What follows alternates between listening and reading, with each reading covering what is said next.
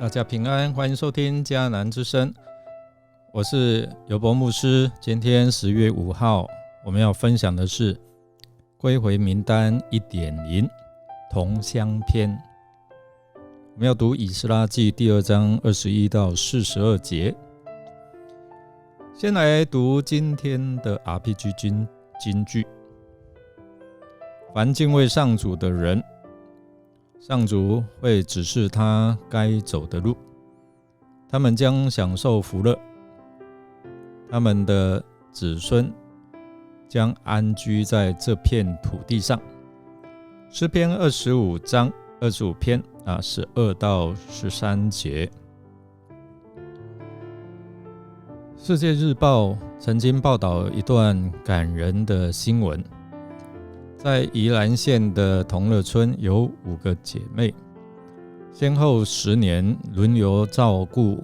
因车祸瘫痪的兄弟曾来福，他们无怨无悔，最后还决定搬到同一个社区，以便继续照应。5姐妹的丈夫们也加入了照顾的行列。这是个充满了温暖的新闻，骨肉之亲，和睦居住，多么美好的关系。今天我们读到首批归回的名单，这个记录是这一段经文是以家乡居住地为主，来安置百姓。虽然田园荒废已久，但仍然是属于自己的产业。既然已经回到本家，那心中就有说不尽的感恩了。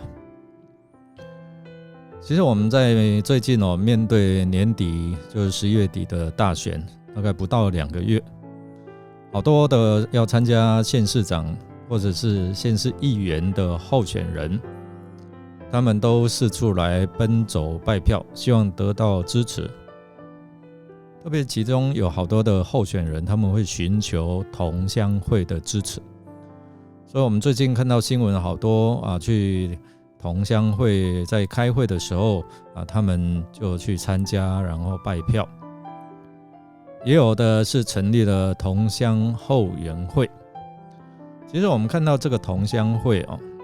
就是他们居住在同一个地区，那透过这样的一个连结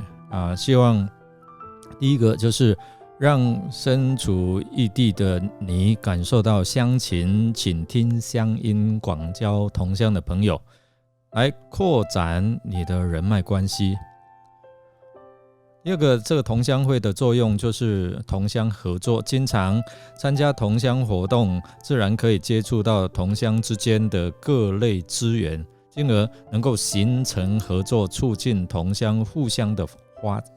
发展。第三呢，就是结交这样的老乡这个同乡，可以扩展你的人脉，也扩展你发展的境界。今天我们看到了这一段的经文，其实在21节第2章21节到42节，那20到35节则是记载着各城居民的名单。之前我们看到是用宗族或是宗亲，那这段我们今天所看到的是用居住地，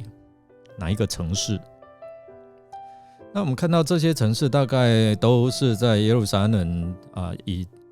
耶路撒冷为中心附近的50公里以内。那其中有提到说伯利恒那伯利恒以南的城市一个也没有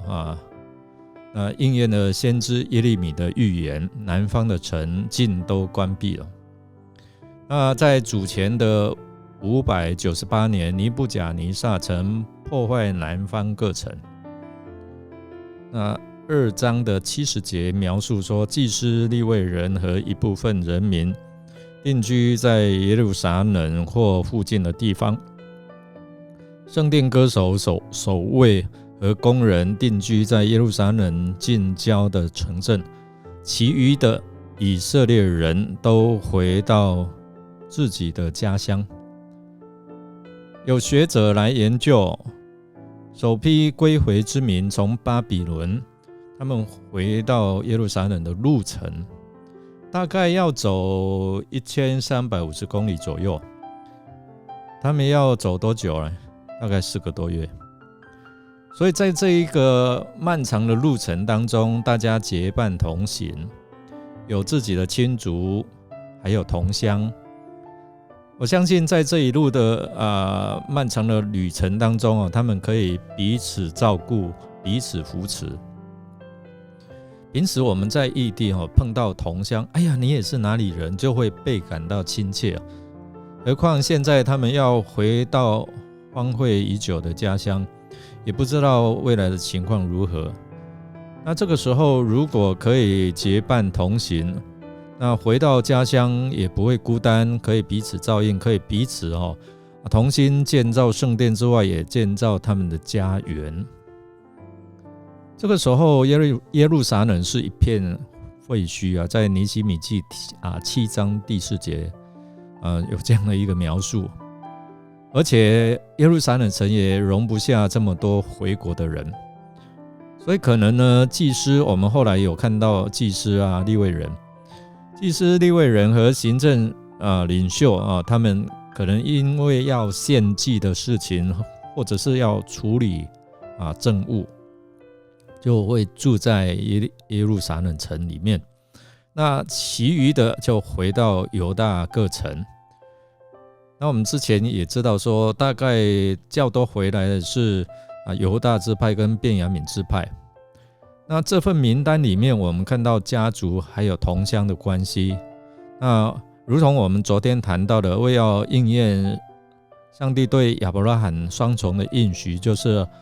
他的后代还有土地，就是我们所看到的居住地。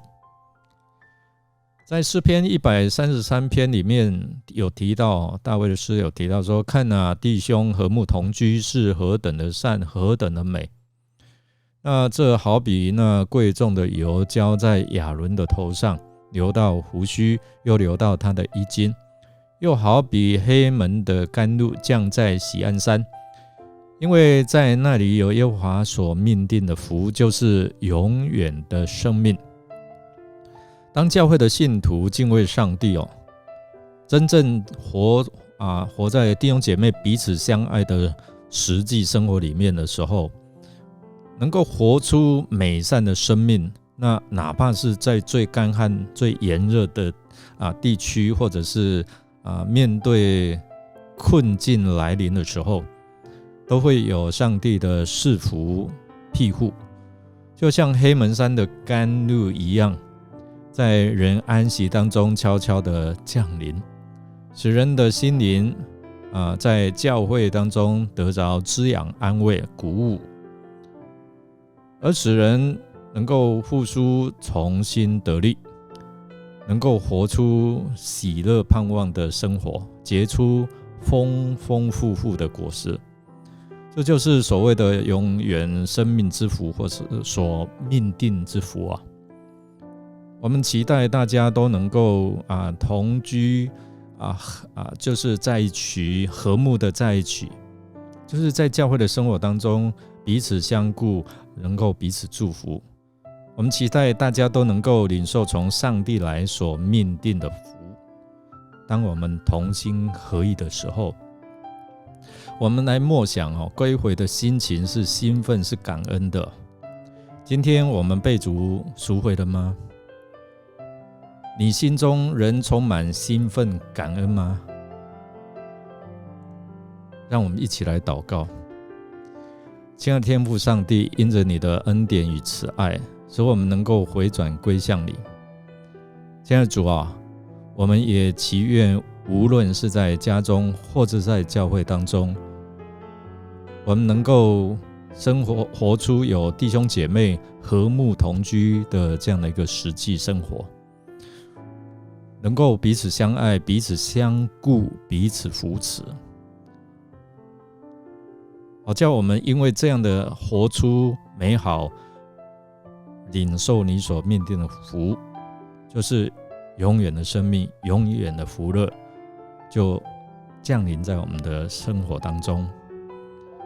我们这样祷告，感谢是奉靠主耶稣基督的圣名求，阿们。感谢您的收听，如果您喜欢我们的节目，欢迎订阅并给我们鼓励与代祷。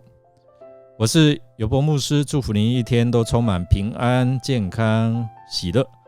我们下次再见哦。